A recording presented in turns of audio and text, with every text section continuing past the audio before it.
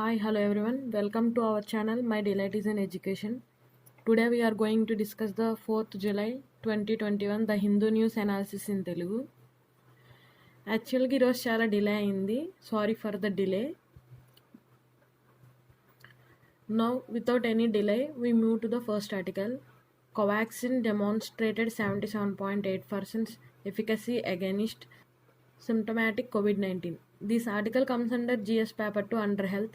ఈ ఆర్టికల్ ఏంటంటే మనకి రీసెంట్గా కోవాక్సిన్ మీద థర్డ్ ఫేజ్ ట్రయల్ అనేది పూర్తయింది. దానికి సంబంధించి 93.4% ఎఫెక్టివ్ అనేది చూపిస్తుంది కోవిడ్ వైరస్ మీద అని చెప్పడం జరిగింది.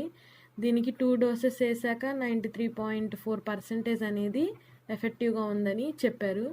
అయితే మనకి ఇండియాలో చూసుకుంటే 2 వ్యాక్సిన్స్ వాడుతున్నారు. ఒకటి కోవిషీల్డ్, ఇంకోటి కోవాక్సిన్. కోవిషీల్డ్ అనేది సీరం ఇన్స్టిట్యూట్ ఆఫ్ ఇండియా వాళ్ళు తయారు చేస్తున్నారు. అండ్ కోవాక్సిన్ అనేదేమో ఐసీఎంఆర్ వాళ్ళతో కలిసి Hyderabad based Bharat Biotech India limited వాళ్ళు తయారు చేయడం అయితే జరుగుతుంది. ఈ కోవాక్సిన్ అనేది మన India one and only indigenous vaccine. And దీని యొక్క థర్డ్ క్లినికల్ ట్రయల్ అనేది కండక్ట్ చేయడం అయితే జరిగింది. 25,800 వాలంటీర్స్ మీద ఓవరాల్గా 25 హాస్పిటల్స్లో. అందులో 77.8 ఎఫికసీ చూపించింది. ఎఫికసీ అంటే కంపారిజన్. కోవిషీల్డ్తో పోల్చుకుంటే కోవాక్సిన్ యొక్క ఎఫికసీ అనేది చాలా ఎక్కువ ఉంది. మనం చూసుకుంటే వరల్డ్ హెల్త్ ఆర్గనైజేషన్ 70.4% ఎఫికసీ వచ్చిన కోవిషీల్డ్ని అప్రూవల్ అయితే చేసింది, ఆథరైజేషను. ఇప్పుడు కోవాక్సిన్ తన యొక్క ట్రయల్స్ కూడా పూర్తి చేసి రిజల్ట్ అనేది చూపించింది. 93.4 ఎఫెక్టివ్నెస్ ఉంది.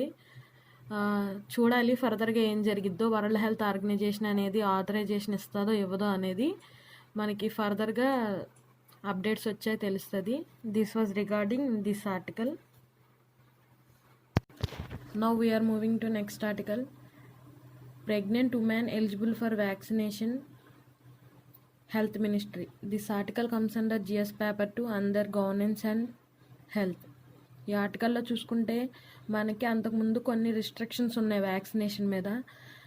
బిలో 18 years ఇవ్వకూడదని, చిన్నపిల్లలకి ఇవ్వకూడదని, న్యూ బోర్న్ బేబీస్కి ఇవ్వకూడదని, ప్రెగ్నెంట్ ఉమెన్స్కి ఇవ్వకూడదు అని కొన్ని రిస్ట్రిక్షన్స్ అయితే ఉండటం జరిగింది.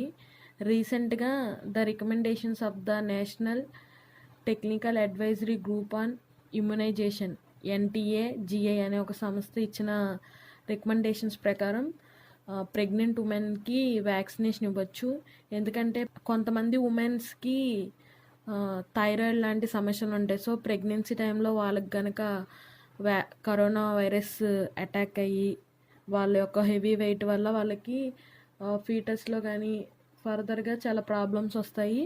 సో వ్యాక్సినేషన్ వేయించుకోవటం మంచిదే వాళ్ళకి అండ్ పుట్టపోయే బిడ్డకి అని ఒక రికమెండేషన్ అయితే ఇవ్వడం జరిగింది. దానికి సంబంధించి మన ఇండియాకి సంబంధించిన యూనియన్ హెల్త్ మినిస్టర్ ప్రెగ్నెంట్ ఉమెన్స్కి వ్యాక్సినేషన్ ఇవ్వడానికి అప్రూవల్ అయితే ఇవ్వడం జరిగింది. అండ్ వాళ్ళని కోవిన్ పోర్టల్లో రిజిస్టర్ చేసుకోవచ్చు అని చెప్పారు. నియర్ బై ఉన్న వ్యాక్సినేషన్ సెంటర్కి వెళ్ళి వ్యాక్సినేషన్ వేయించుకోవచ్చని చెప్పడం జరిగింది. This was regarding this article. China goes malaria free with multi prolonged health strategy. This article comes under GS paper 2 regarding health. ఇదేంటంటే మనకి రీసెంట్గా వరల్డ్ హెల్త్ ఆర్గనైజేషన్ చైనాని మలేరియా ఫ్రీ కంట్రీ కింద డిక్లేర్ చేయడం అయితే జరిగింది. దీనికి మొత్తానికి 7 decades స్ట్రాటజీ వల్ల చైనా అనేది మలేరియా ఫ్రీ అయింది. దాని వెనకాల చాలా కృషి చేసింది చైనా కంట్రీ అనేది. మనం ఇక్కడ చూసుకుంటే 2019 వరల్డ్ రిపోర్ట్ ప్రకారం మొత్తం వరల్డ్లో 229 మిలియన్ కేసెస్ అనేవి మలేరియా కేసెస్ రికార్డ్ అవ్వటం అయితే జరిగింది. ఓవరాల్గా 4,09,000 మెంబర్స్ చనిపోవడం జరిగింది. అందులో కూడా ఆఫ్రికా కంట్రీ అనేది చాలా మెజారిటీలో అక్కడ మలేరియా వైరస్ అనేది రికార్డ్ అవ్వడం జరిగింది. అండ్ 2020 రిపోర్ట్ ప్రకారం చూసుకుంటే కేసెస్ అనేవి డిక్రీజ్ అవ్వడం జరుగుతుంది. అండ్ మన ఇండియాకి వచ్చేస్తే 20 మిలియన్ ఉన్న కేసులు 6 మిలియన్కి డిక్రీజ్ అవ్వడం జరిగింది. సో మనం సౌత్ ఏషియాలో చూసుకుంటే కేసెస్ అనేవి డిక్రీజ్ అవ్వడం జరుగుతుంది మలేరియాలో. ఇప్పుడు మనం చైనాలో అసలు ఏం స్టెప్స్ తీసుకున్నారు, ఎలాగ మలేరియా ఫ్రీ అయిందో చూద్దాం. ఫస్ట్ ఆఫ్ ఆల్, చైనా అనేది it was the first Western Pacific region to named as free malaria country. ఇదేంటంటే మన వెస్ట్రన్ పసిఫిక్ రీజన్లో ఉన్న కంట్రీస్లో చైనా అనేదే ఫస్ట్ కంట్రీ అనమాట మలేరియా ఫ్రీ అవడానికి. ఇది కాకుండా దీనికి ముందు 3 కంట్రీస్ మలేరియా ఫ్రీ అని డిక్లేర్ చేయడం అయితే జరిగింది వరల్డ్ హెల్త్ ఆర్గనైజేషను. అందులో ఫస్ట్ 1981లో ఆస్ట్రేలియా, సెకండ్ సింగపూర్ 1982లో, థర్డ్ బ్రునై 1987లో. ఇప్పుడు చైనా ఏం స్ట్రాటజీస్ యూజ్ చేసిందో చూద్దాం. 1950 టైంలో చైనాలో హ్యూజ్గా మలేరియా కేసెస్ అనేవి ఉండడం జరిగింది. అప్పుడు చైనా అనేది యాంటీ మలేరియా డ్రగ్స్ని తీసుకురావటం, నెక్స్ట్ బ్రీడింగ్, ఎక్కువ మస్కిటోస్ తయారయ్యే ప్లేసుల్లో ఇన్సెక్టిసైడ్స్ని స్ప్రే చేయడం చేసింది. ఆ తర్వాత 1967లో 523 ప్రాజెక్ట్స్ అనేది కండక్ట్ చేసింది. మోర్ దెన్ 500 సైంటిస్టులతో 60 ఇన్స్టిట్యూట్స్లో 523 ప్రాజెక్ట్స్ అనేది చేయటం జరిగింది. ఆ తర్వాత 1970లో ఆర్తిమిసిన్ అనే ఒక యాంటీ మలేరియల్ డ్రగ్ని వీళ్ళు డిస్కవర్ చేయడం అయితే జరిగింది. 1970లో యాంటీ మలేరియా డ్రగ్ నేమ్డ్ ఆర్తిమిసిన్ అనే దాన్ని కనిపెట్టడం జరిగింది వీళ్ళు. ఆ తర్వాత 1980లో మస్కిటో నెట్స్ అనేవి వీళ్ళు ప్రొవైడ్ చేయడం జరిగింది, డిస్ట్రిబ్యూట్ చేశారు ఆ కంట్రీలో ఉన్న పీపుల్కి. 1988లో 2.4 మిలియన్ నెట్స్ అనేవి వీళ్ళు డిస్ట్రిబ్యూట్ చేయడం జరిగింది. ఇంత చేస్తే ప్రతి సంవత్సరానికి 5,000 కేసెస్ తగ్గుకుంటూ 70 సంవత్సరాల కృషికి ఈ రోజుకి వాళ్ళ కంట్రీలో మలేరియా ఫ్రీ అనేది రావడం జరిగింది. So it took a long process but gave the good result. Hard working never replace. This was regarding this article. Now we move to the next article. Goldilocks supernova. This article comes under GS paper 3 under science and technology. Supernova అంటే explosion of star. ఇదేంటంటే star యొక్క last స్టేజ్లో జరిగేదన్నమాట. ఇదేంటంటే మనకి 3 స్టేజెస్లో జరిగిద్ది. అందులో ఒక స్టేజ్ గురించి ఇందులో చెప్పడం జరిగింది. అదేంటంటే ఎలక్ట్రాన్ క్యాప్చర్ సూపర్నోవా. ఇదేంటంటే మనకి స్టార్లో మధ్యలో ఇక్కడ న్యూక్లియస్ ఉంది కదా, దీని చుట్టూ ఎలక్ట్రాన్స్ తిరుగుతాయి కదా. ఈ ఎలక్ట్రాన్స్ని న్యూక్లియస్ అనేది దాని యొక్క గ్రావిటేషనల్ పుల్తో అట్రాక్ట్ అయితే చేయడం జరిగిద్ది. అప్పుడు ఆ ఎలక్ట్రాన్స్ అన్నీ న్యూక్లియస్లోకి వచ్చి స్టే అయి ఉంటాయి. అక్కడ మాస్ అనేది పెరిగిపోయి వెయిట్ అనేది పెరిగి బ్లాస్ట్ అనేది జరిగిద్ది. అదే electron capture supernova. This was regarding this article. Now we are moving to next article. New source of gravitational waves detected. This article comes under GS paper 3 under science and technology. First time detected produced by collision of neutron star and black hole. ఇదేంటంటే సైంటిస్టులు first time observe చేశారు. Gravitational waves అనేవి neutron star black hole collide అవ్వడం వల్ల వచ్చినాయి అని. దీని study వచ్చేసి global network of gravitational waves detector అనే ఒక ఇన్స్ట్రుమెంట్ యూజ్ చేసి దీన్ని స్టడీ చేయడం అయితే జరిగింది సైంటిస్టులు. ఈ యొక్క ఎక్విప్మెంట్ ఏదైతే ఉందో అది most sensitive scientific instrument.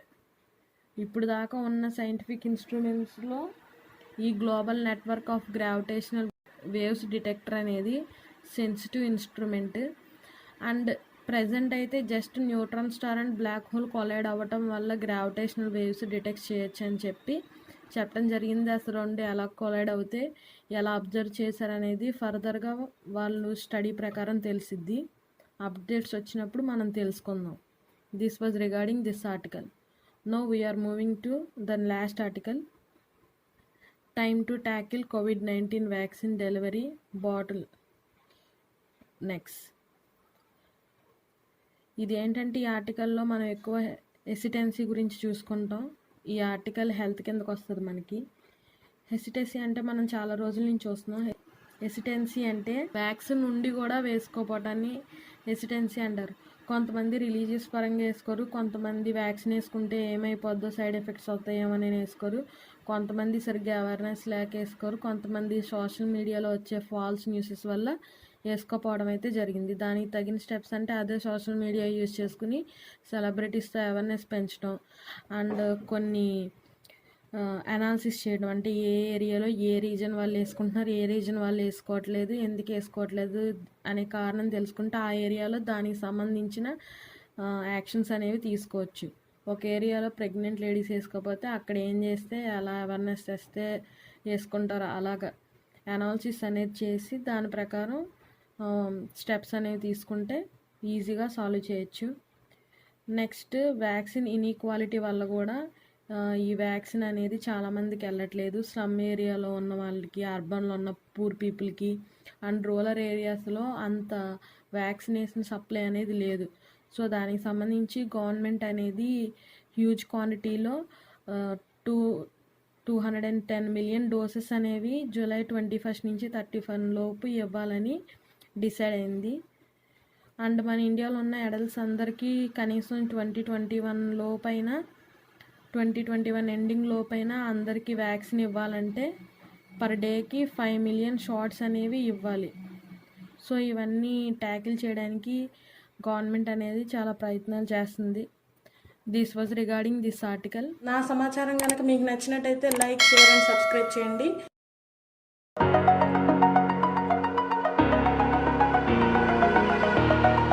Over the edge, feel like I'm floating